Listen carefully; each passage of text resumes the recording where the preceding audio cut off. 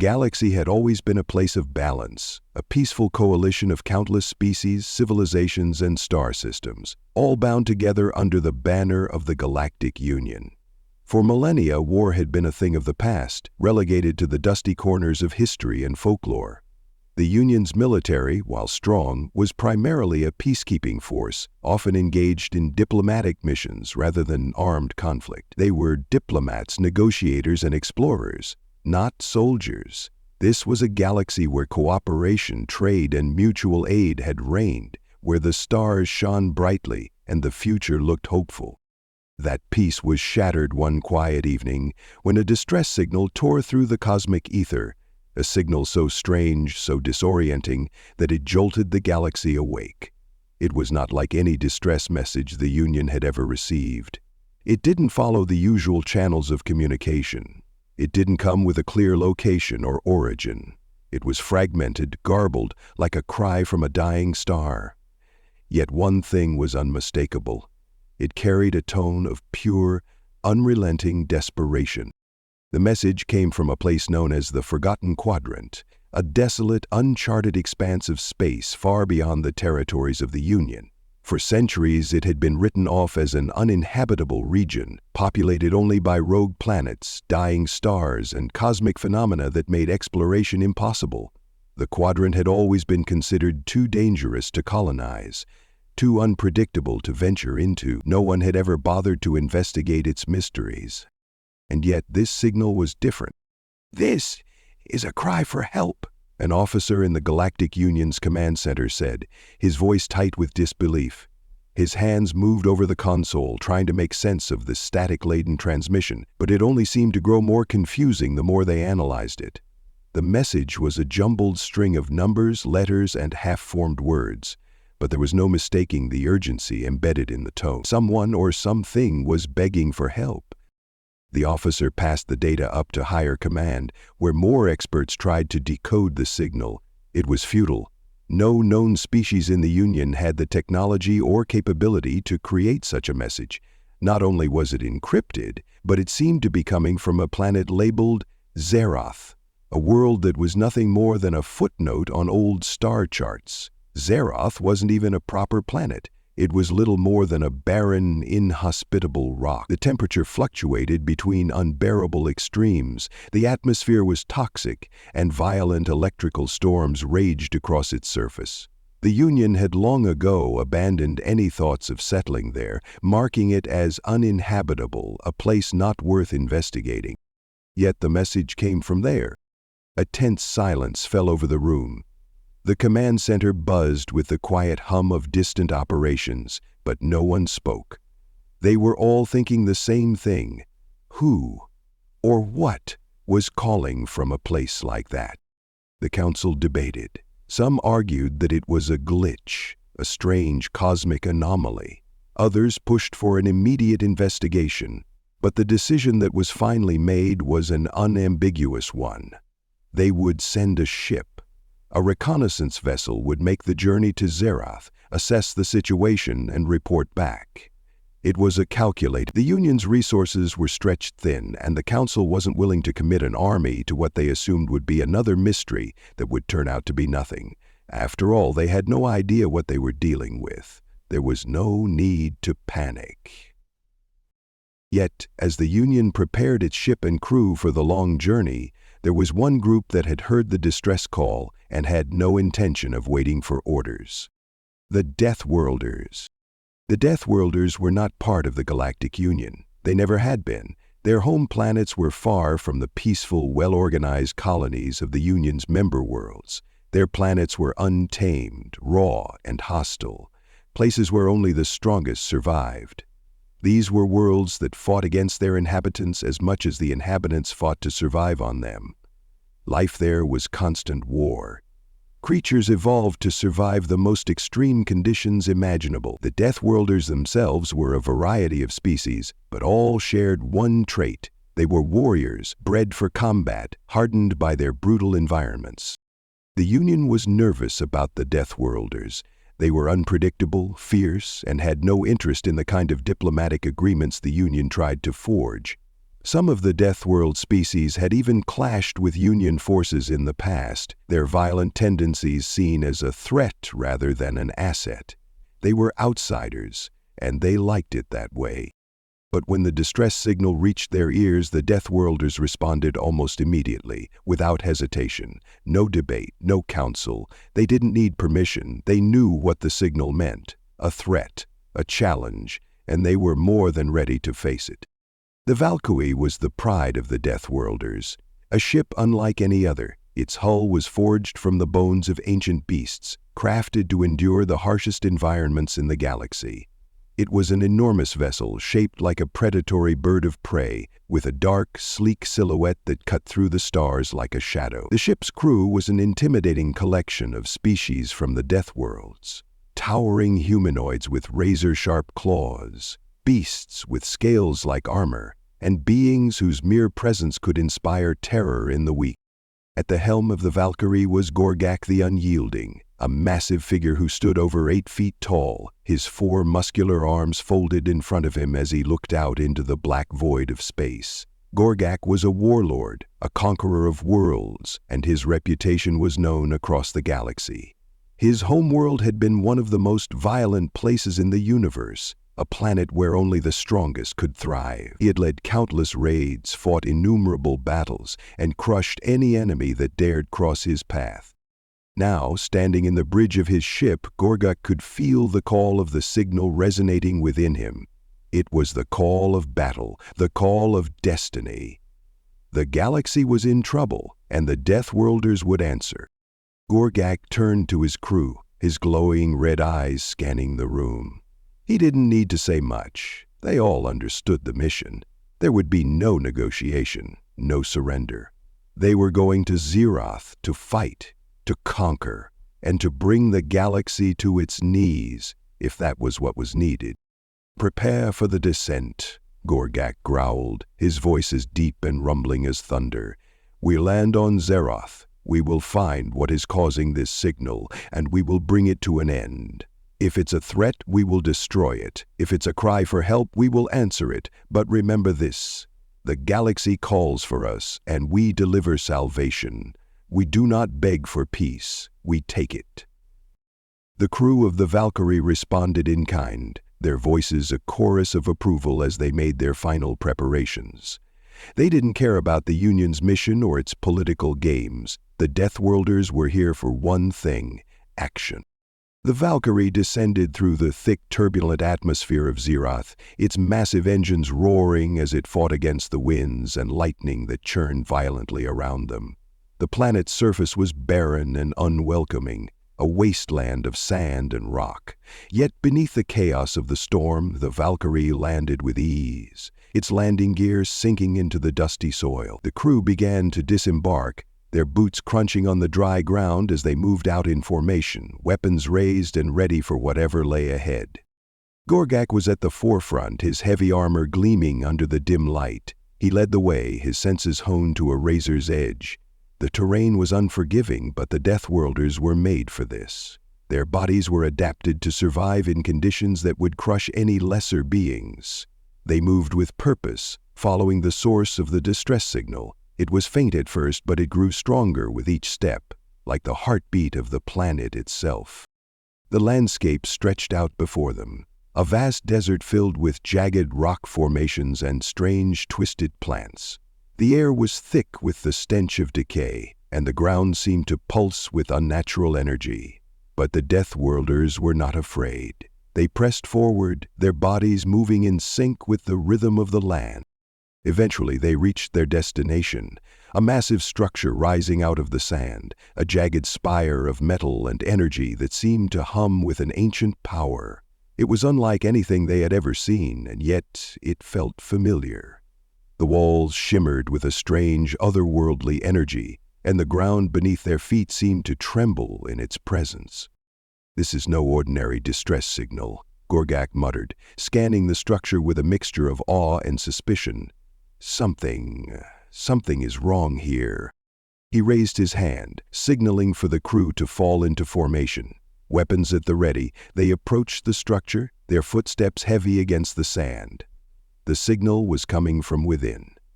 There was no turning back now. They breached the structure's outer defenses with ease, slicing through the energy shields and pushing their way inside. The interior was a maze of metal corridors pulsating with a strange, glowing light. The air inside was thick with a strange, almost mechanical scent, and the walls seemed to hum with an eerie energy. At the center of the structure, they found what they were looking for: a figure standing motionless in the center of a vast chamber. It was humanoid in shape, but its body seemed to be composed of radiant energy, shifting and flickering like a living hologram. Its eyes glowed with an intense light, a bright, piercing blue that seemed to see through them. "I am the guardian of Zeroth," the being said, its voice a strange blend of mechanical and organic tones. It spoke with a quiet authority, its presence filling the room as if it were more than just a machine. It was a force of nature, a being that had witnessed the rise and fall of entire civilizations. "I have been waiting," the Guardian continued, its voice echoing through the chamber, "waiting for those who are strong enough to save the galaxy." Gorgak stood still for a moment, his red eyes narrowing as he studied the figure before him. There was something about it, something ancient and powerful. But he wasn't here to speculate. He had a job to do. "Save the galaxy?" he grunted. "From what?" The Guardian's glowing eyes seemed to flicker with sadness. "A force is coming. A force that will destroy everything in its path. We call it the Void Tide. It is an ancient dark energy that consumes all life, all civilizations. If it is not stopped, the galaxy will be consumed, and all that you know will cease to exist." The room grew silent. The Deathworlders exchanged uneasy glances, but Gorgak's voice broke the tension. "We've faced worse," he growled. "Show us what we're up against, and we will destroy it. Deathworlders never back down." The Guardian raised its hand, and the walls of the chamber shimmered, revealing a holographic map of the galaxy. A dark, swirling anomaly appeared in the center, spreading rapidly toward the core. The Void Tide was real, and it was moving faster than anyone had anticipated. "It must be stopped," the Guardian said, "and you, the Deathworlders, are the only ones who have the strength to do so." Gorgak's lips curled into a savage grin. "Then let's end this. We'll fight. We'll save this galaxy, or burn it to the ground trying." And so, the Deathworlders, champions of the galaxy, prepared for the battle of their lives. The stars would burn and the galaxy would know salvation or destruction. But one thing was certain: the Deathworlders would answer the call. The Guardian's words echoed through the chamber as the Deathworlders stood in grim silence. The Void Tide. An ancient dark energy that threatened to consume the galaxy. The threat was real. This was no petty skirmish or political struggle. It was a force that had the potential to tear the fabric of the universe itself, devouring all life, all civilizations, everything they had built, until nothing but emptiness remained. Gorgak the Unyielding clenched his massive fists, his knuckles popping as he adjusted his grip on his warhammer. His red eyes glowed faintly, reflecting the eerie light of the chamber. Around him, his warriors remained still, their expressions as unreadable as the terrain of their death worlds. These beings, these survivors of the harshest environments in the galaxy, had faced countless challenges, fought wars that would have shattered lesser species, but this was something different. This was a threat that could not be confronted with brute force alone. This was a war not just of muscle, but of will, cunning, and strength. Yet, in the face of the Void Tide, their blood surged with purpose. "I don't care what this Void Tide is," Gorgak growled, his voice cutting through the tension in the room. "I've fought worse. If this thing wants to consume the galaxy, we'll show it what the Deathworlders are capable of." The Guardian's form shimmered in the darkness, a being of radiant energy, but its expression, if it could even be said to have one, was somber. It understood the confidence in Gorjak's words, but there was no mistaking the gravity of the situation. Even Gorjak's impressive might would be tested. The force they were about to face was unlike anything the galaxy had ever seen. The void tide, the Guardian explained, is a primal force, a destructive anomaly that has existed in the universe long before your species came into being. It is not a simple weapon or an enemy. It is an unrelenting tide of entropy, consuming everything in its path. Entire star systems have fallen to it, entire galaxies swallowed whole. The only thing that can stop it is the will of those strong enough to face it head-on. And you, the Deathworlders, are the only ones who have the strength to do so. Gorjak snorted, his lips curling into a fierce grin. Then we will face it, and we will crush it. The Guardian paused, its eyes flickering with a strange, almost wistful light. Perhaps, but the void tide is not a battle to be won with strength alone. It is a force of nature, a cosmic plague that cannot be fought through sheer power. The power lies in stopping it at its source, deep in the heart of the anomaly itself. There, you must destroy its core. Gorjak's eyes narrowed.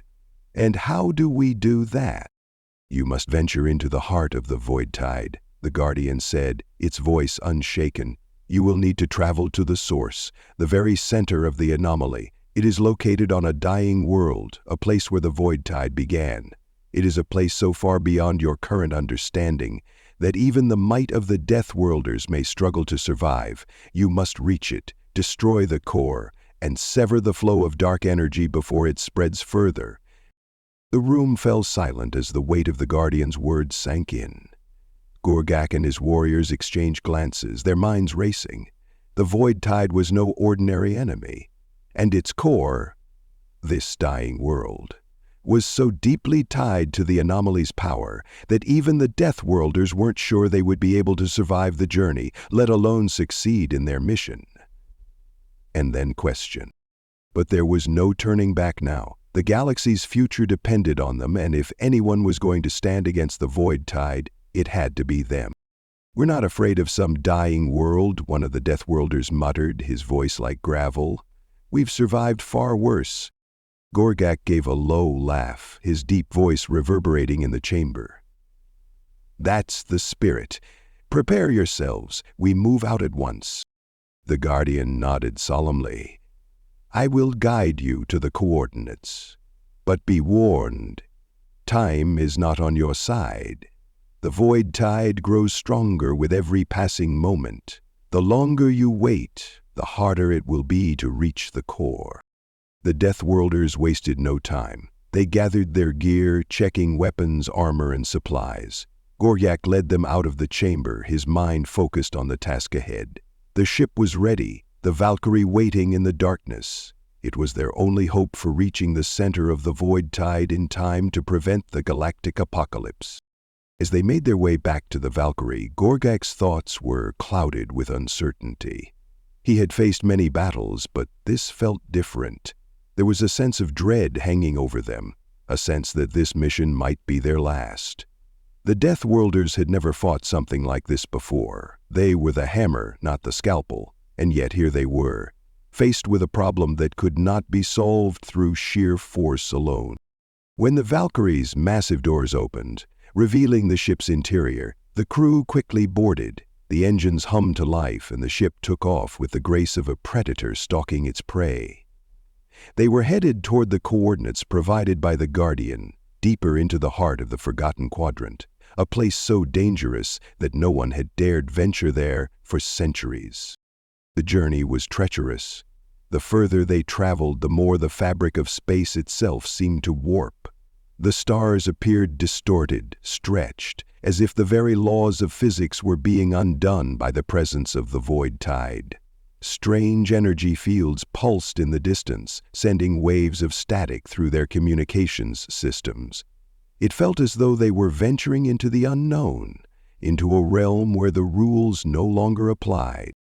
We're getting close, Gorjak said, his voice tight with anticipation. Keep your eyes sharp. The crew nodded in unison, preparing for whatever lay ahead. The tension in the air was palpable. No one spoke, as if to utter a word might break the fragile quiet that enveloped them. Every moment felt like an eternity, and the closer they got, the more the atmosphere inside the Valkyrie seemed to crackle with energy. Even the seasoned warriors of the Deathworlds felt the weight of the situation.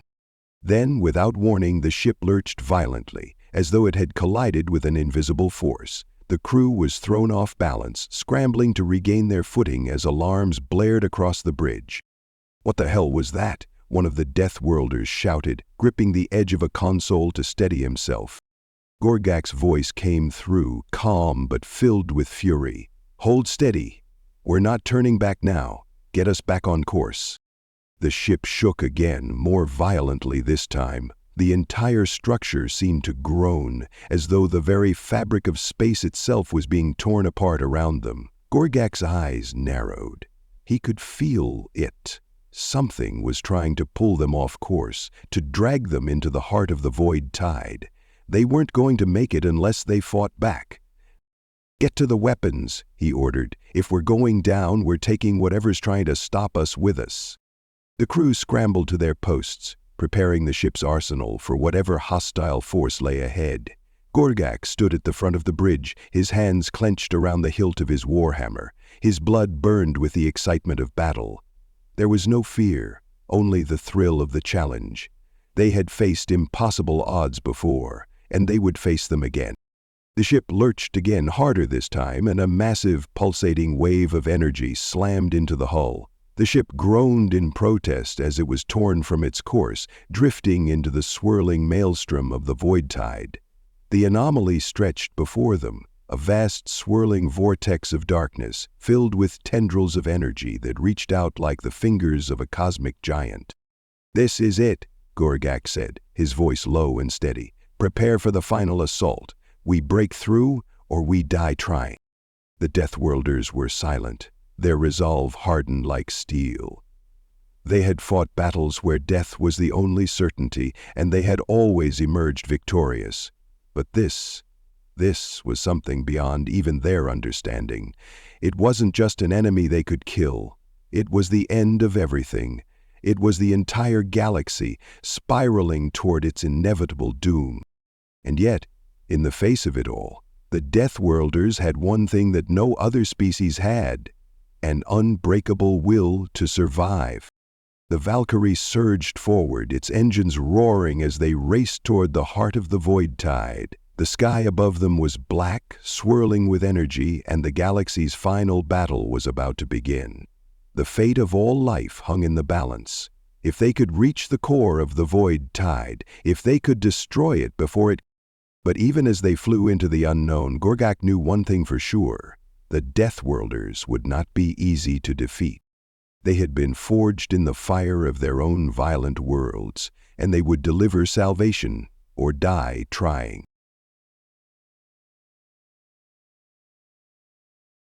The void was relentless as the Valkyrie, the ship of the Deathworlders, plunged deeper into the heart of the void tide. Its hull creaked under the immense pressure, groaning as the dark energy around it tried to tear it apart. The stars seemed to flicker out in their wake, swallowed by the vast, all-consuming blackness. It was as if the galaxy itself was being drained. The life force of the universe pulled inward toward this singular point, this death knell of existence. No matter how hard the Deathworlders fought, they were now in the grip of something much larger than any single war, something that even their mighty warriors might not be able to stop.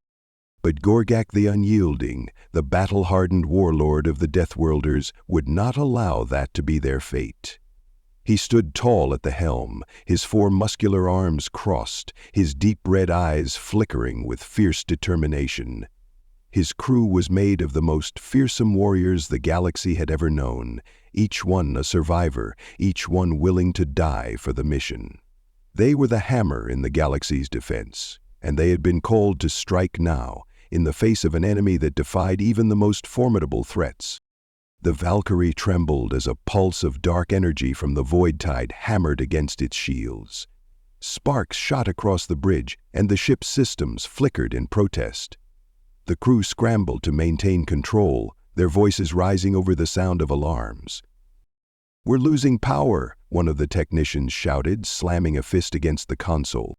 Stabilize the engines, another barked, her voice tight with urgency. We can't get pulled in now. Gorjak's eyes narrowed. Hold steady. We don't falter. We don't break.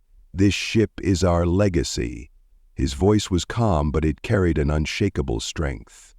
Adjust the trajectory. We're going through, or we're going down fighting. The crew scrambled to comply. They had all seen death before, some of them had welcomed it. But this was different. They were up against a force that didn't negotiate, didn't seek compromise. The Void Tide was not a living creature they could battle head-on. It was something deeper, more primal. But that didn't matter to the Deathworlders. When the universe called for help, when the stars themselves screamed in terror, there was only one response. They would answer. The ship surged forward, engines roaring against the vacuum of space. Each moment felt like an eternity as the void around them warped and twisted, bending the very laws of reality. The Valkyrie's hull shuddered, and Gorgak's hands clenched around the armrests of his command chair. He felt the subtle shift in the ship's motion as they crossed the threshold into the epicenter of the Void Tide, the point where the anomaly's power was at its peak. "This is it," Gorgak muttered, his voice low, his heart hammering with a mix of excitement and anticipation. He had fought in countless battles, but nothing like this. This was a battle against existence itself. "We've entered the heart of it," one of his crew members reported, staring at the swirling vortex on the view screen. "It's unreal. I've never seen anything like this." "No one has," Gorgak said, his voice grim. "But we're here, and we're going to do what we do best. We survive. We fight. We win." The Guardian had been clear. The source of the Void Tide, the heart of this anomaly, was a dying world located at the center of the storm. It was there, in the heart of the madness, that they would find the core, whatever it was, and destroy it. But the closer they got, the more the galaxy seemed to unravel around them. The fabric of time and space itself was warping, as if the universe were slowly being erased. "There!" someone shouted, pointing at the center of the vortex.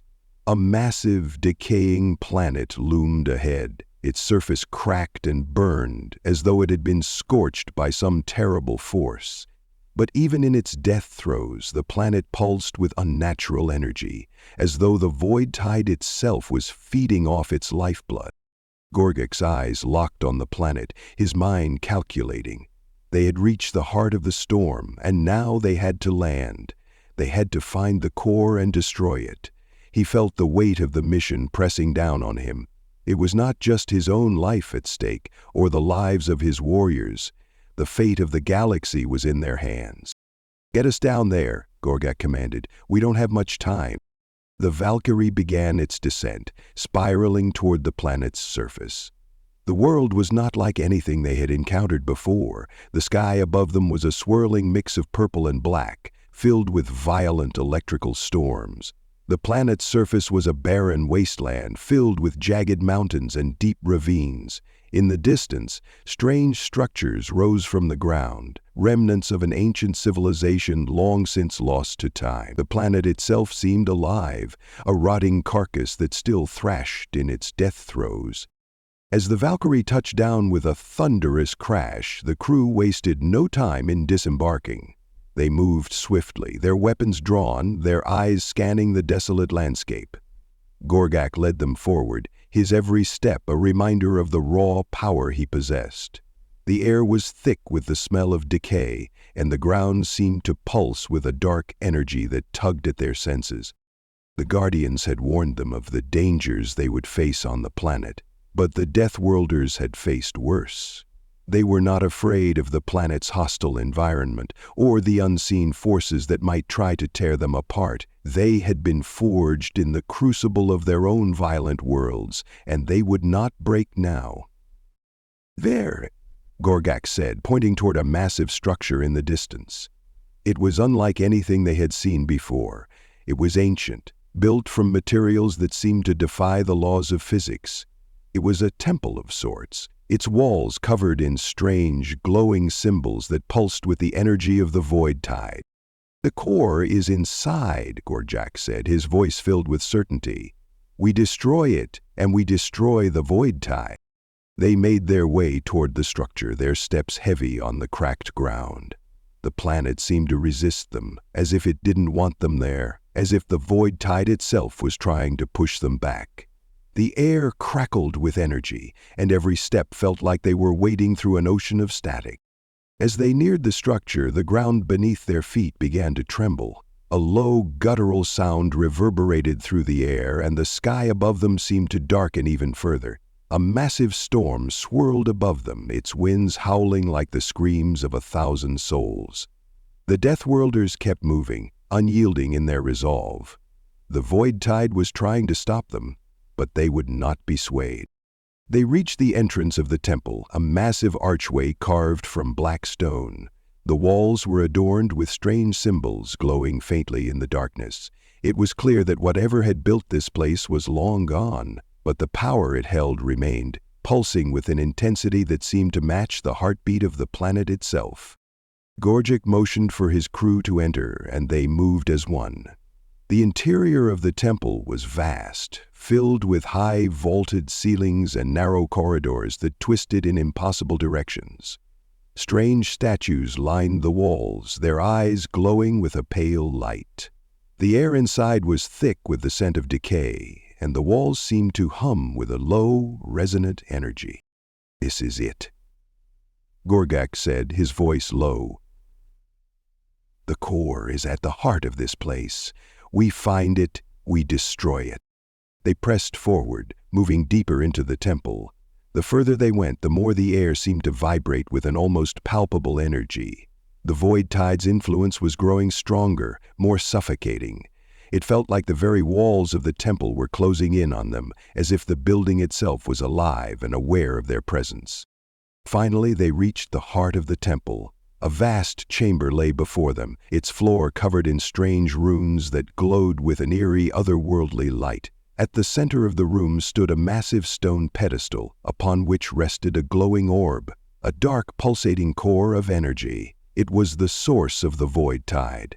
The core seemed to be drawing in the very energy around it, feeding on the life force of the planet, of everything in its reach. Gorjak stepped forward, his eyes locked on the orb. He could feel its power, its darkness. This was it, the heart of the void tide. They had found it. "Prepare yourselves," Gorjak said, his voice low and steady. "We end this now." The crew moved into position, their weapons drawn, their focus unwavering. They had fought many battles in their lives, but this was unlike anything they had ever faced. This was a fight for the galaxy's very survival. With a roar, Gorjak swung his warhammer at the core, his massive frame unleashing the full force of his strength. The impact sent a shockwave through the chamber, and the orb cracked. Dark energy surged through the room, a tidal wave of power that threatened to tear everything apart. But Gorjak and his warriors stood firm. They had come for this moment. They would not be undone by fear or darkness. With every strike, the core cracked more, until with a final deafening blow the orb shattered. The void tide's grip on the galaxy began to unravel, the energy dissipating into the void, its power vanishing like a storm that had passed. For a moment there was silence.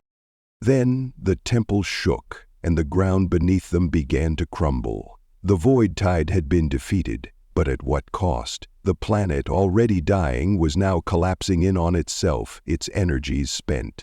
"We've done it," Gorjak said, his voice filled with a grim satisfaction. "The galaxy is safe."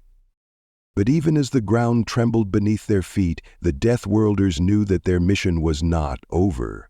They had stopped the void tide, but the universe was vast, and there would always be more threats, more battles to fight. But for now, they had won, and they would carry that victory with them for as long as the stars burned.